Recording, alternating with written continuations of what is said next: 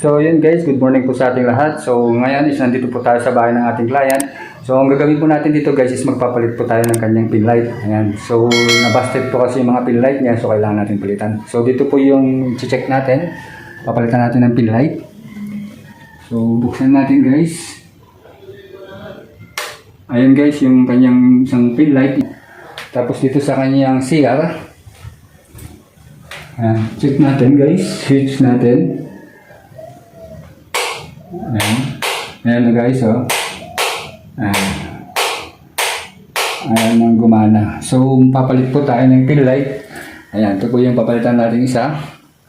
Tapos ito guys, okay naman siya. Ngayon yung ito is ipabalik natin doon, papalit natin sa loob.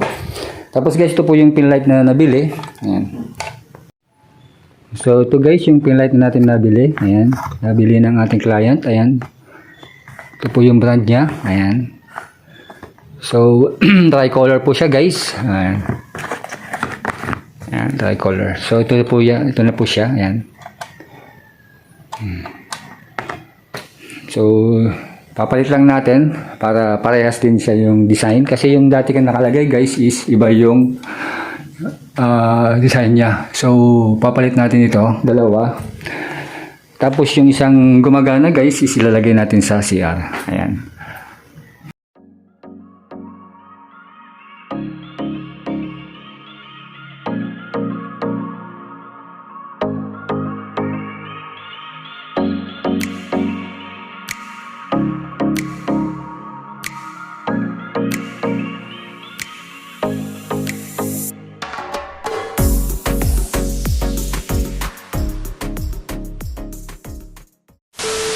So, tanggalin natin. Yan.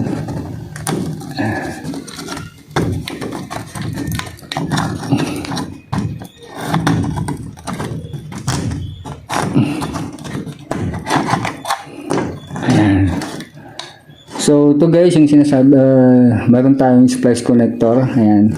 So, yun nga guys, ang kagandahan po nitong splice connector natin is pag kailangan natin palitan po ng ating bulb, itong downlight natin is madali lang po siyang tanggalin. Ayan.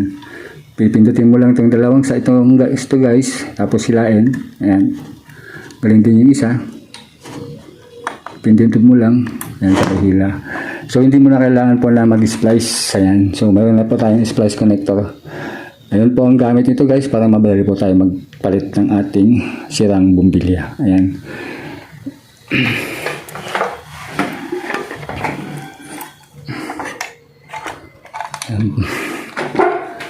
So, lagay natin ulit guys. Ayan. Pag nilagay natin, ganoon din guys. Press lang natin. Brown is common.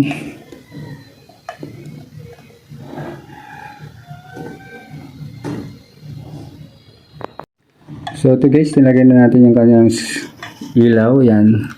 So, yun ang purpose nito guys. Pag meron po tayong ganito ang splice connector. Ayan. Madali lang po siya ilagay.